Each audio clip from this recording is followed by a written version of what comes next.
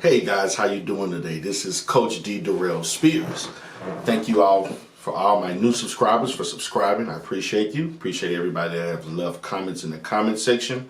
I also would encourage people to check out my playlist that details all of my dating topics and also the interviews that I have. You can also check out a compilation of those interviews and videos that fit your liking. Today, I would like to focus on, and this is me speaking to the men and also the women who experience this. Do you need game? Now, I may be a little bit more lengthy in this video as, because usually I do videos that are about 5 to 8 minutes. I may go a little bit more detailed in this one because this one hits home for me. And I see this so much on social media. There are tons of dating coaches. And listen, I'm not here to talk negative about anybody's hustle because YouTube is used as a hustle. But the hustle of people thinking that they need game to get a woman. Now, I will admit, as a younger man and as a kid dating, I used to use that term all the time. I got game. You don't have game. I got more game than you. I got more women than you. But that when I was a kid, I was a young man. And then you evolve and understand that having game is BS. Having game is not being true to who you are. You're basically creating a persona or utilizing certain type of behaviors to merely fool a woman into dating you or creating things about yourself that are truly not you in order to get someone interested.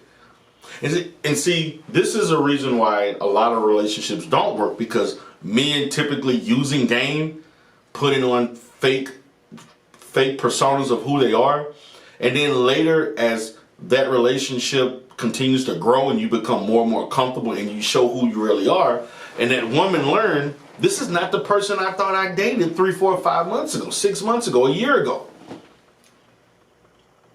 Game is usually utilized short term to basically present yourself in a manner to be more attractive than what you really are. This is what the dating coaches won't tell you. Now, I know you call me Coach D, and I'm dating coaching, but I'm really, to be in all intents and purposes, I'm a therapist. I am a clinician at heart who just is operating under for this channel as coach, not doing therapy per se, but to coach people into learning more effective ways to function as it relates to dating, relationships, and marriage, so that people can become more happier or can become more, they can have positive outcomes.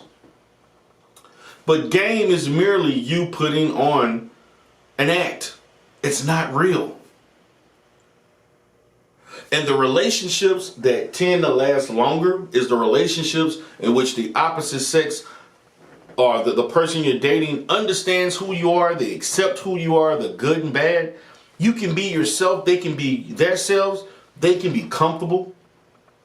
You're willing to accept certain things. Of course, there are limits.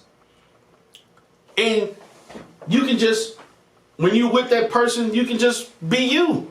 There's nothing more exhilarating in being in a relationship where a person allows you to be yourself and you don't have to second guess and hesitate to say things and do things. When you utilize game, now you got the pickup lines, and then you're giving her compliments, and then you're saying this and you're saying that, and you're saying all of the good things that you don't mean.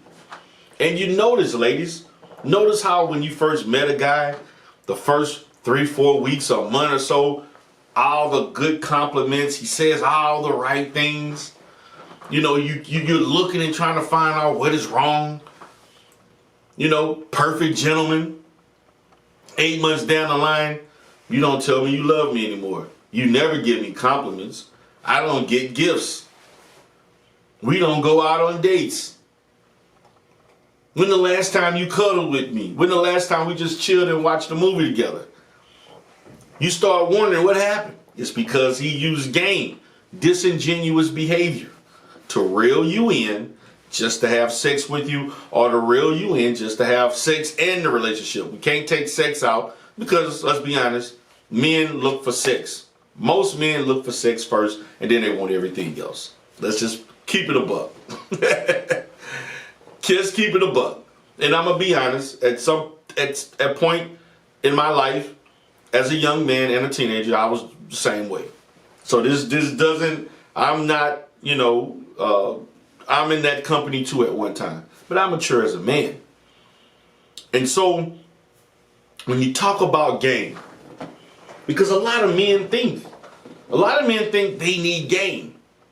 But see, you can perceive game in a different way that's not necessarily consistent to what others want you to believe. Because if you naturally got it going on, you don't need game. You can just be yourself. There's no better game than you having your shit together. And women recognize that, and you can be you, and they just want you because they see everything about you, your aura, your personality, the way you speak, the way you carry yourself. You smell good, you dress good, you look good. You are cordial, you're respectful, you're a gentleman. Sexually, you this way or that way that they like, that they attract to you. Just being you. So the game that I teach is that you learn to be a better you, be a more attractive you, without you putting on personas, caricatures of yourself, lying, being disingenuous, being fake, and you're drawing women in only to hurt their feelings when they find out you're not the man they thought you were. Trying to buy things you know you can't afford. Going places you know you can't afford to go. Living a lifestyle beyond your means. I'm not saying be cheap, because I do talk about if you can't afford to date, you shouldn't be dating. I think that there should be a baseline of what a woman wants in a date. Typical woman. And if you can't go on a simple $50 to $100 date, you shouldn't be dating. Period. And see, that Negroes with game that's trying to convince you you should be okay with going to Starbucks and drinking a $7 cup of coffee with me and chilling and talking for an hour, and that's a date. I'm not saying you can't do free dates, because there's tons of things, particularly in what city you go to, where you can go out and see scenery, go out to places and see things, hang out, and that could be considered a light date. But Negroes with game, men with game, are trying to tell you, well, you should want to come here, and feed the ducks with me. Come and sit on the Riverwalk for free. Being cheap, convincing you that they're this and how they feel about you. Knowing those things are not true.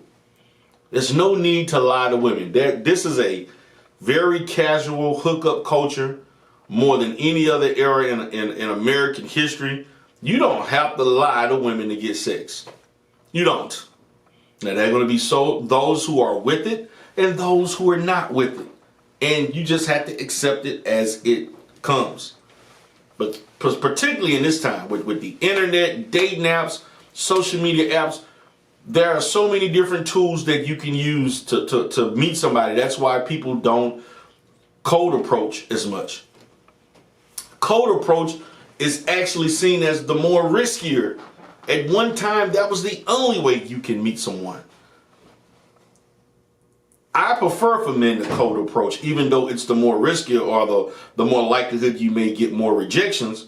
But it's the most genuine, the most truthful, and a person see you for who you are face to face, and they can assess whether or not this is right, as opposed to people lying, using game on social media. It's more easier to put on these personas and all of these lies to make you think I got somebody that's worth a damn. So for me, I don't teach the game. I don't teach game. What I teach is the game is you being the best version of yourself. A better you. That's what game, if you want to use that word, should be. You naturally being yourself, you having things achieved, develop, you're more polished, and therefore you're seen as being more attractive. So guys, please tell me what you think. This is Coach D. Darrell Spears. Have a great day.